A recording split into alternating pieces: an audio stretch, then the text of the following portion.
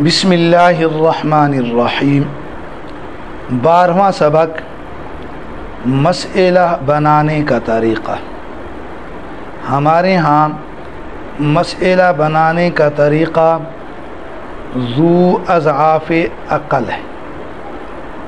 ذو اضعاف عقل یہ ایک حساب کا نام ہے جو عام طور پر ریاضی کی تیسری جماعت میں پڑھایا جاتا ہے، اور یہ حساب کوئی مشکل حساب نہیں ہے، بہت ہی آسان حساب ہے۔ اس کا طریقہ پھر یہ ہے کہ اس حساب کی بار بار مشق کی جائے تاکہ مسئلہ بنانے میں کبھی غلطی نہ ہو۔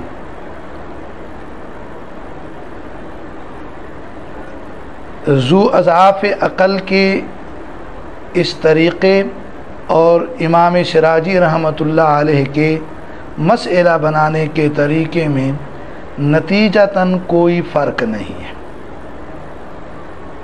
ہم لوگ ذو اضعاف عقل کا طریقہ یہاں پر بتلاتے ہیں اور اس کی لازماً مشق کرواتے ہیں۔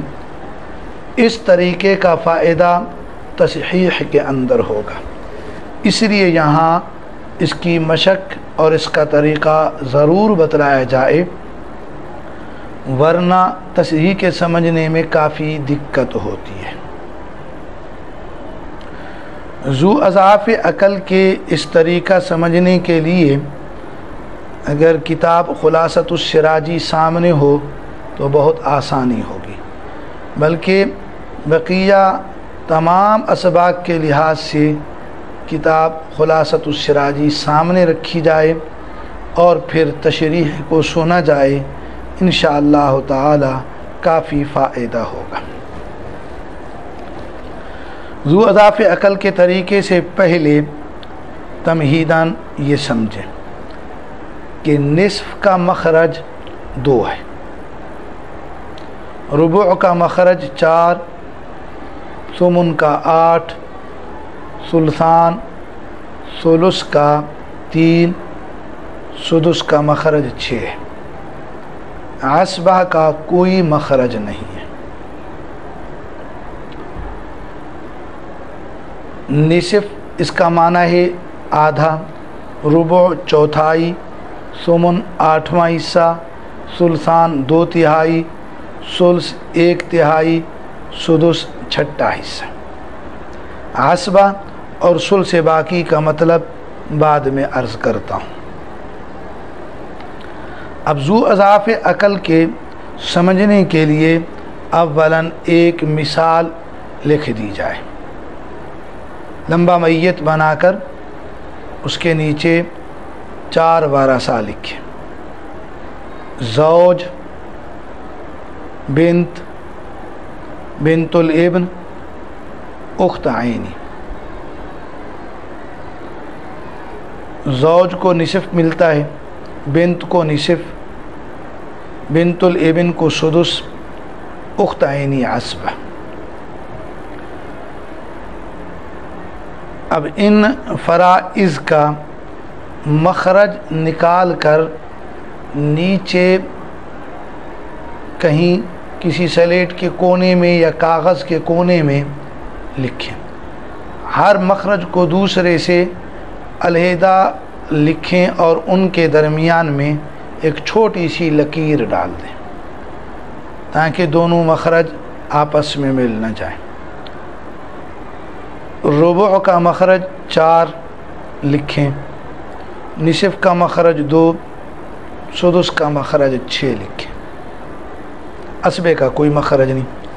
اب یہاں ہم نے 3 عدد نیچے لکھ دیے، 4، 2 اور 6۔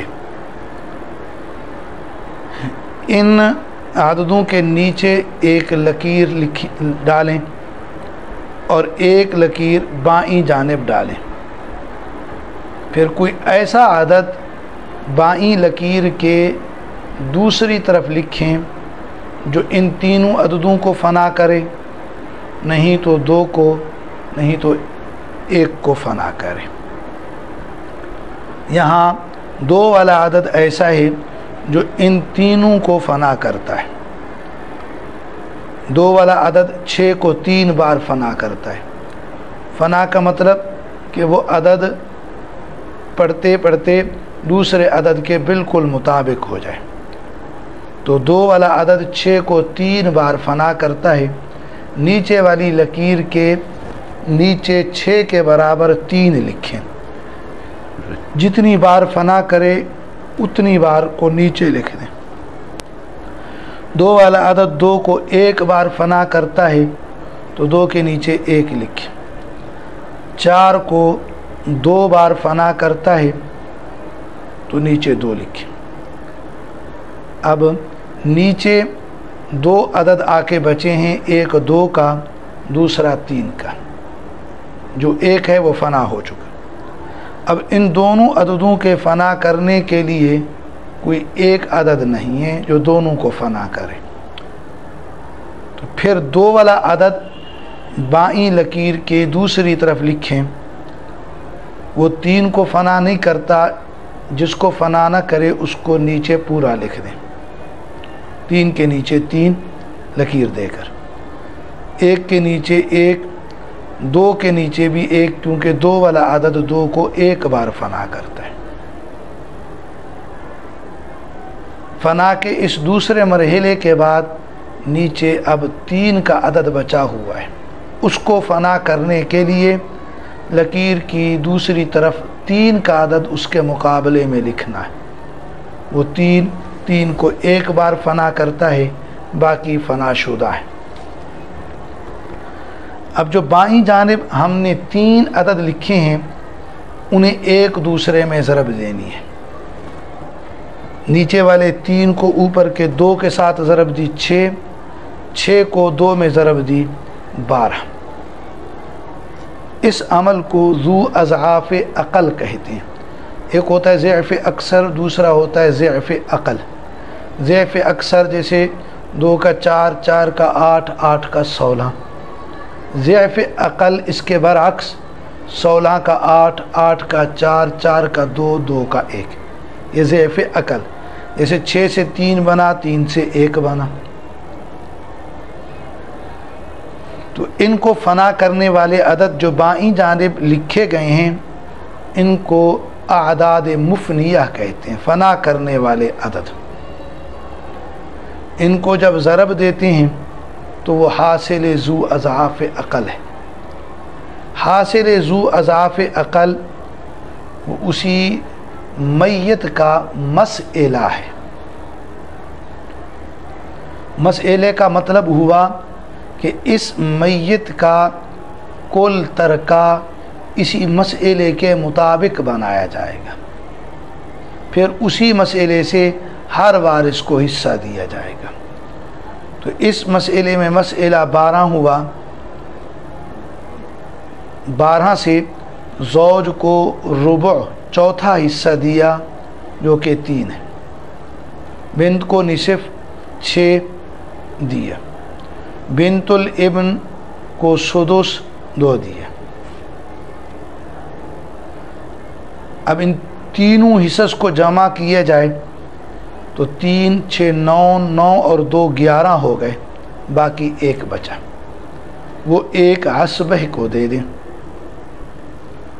عصبہ کا مطلب اب آسانی سے سمجھ میں آ گیا.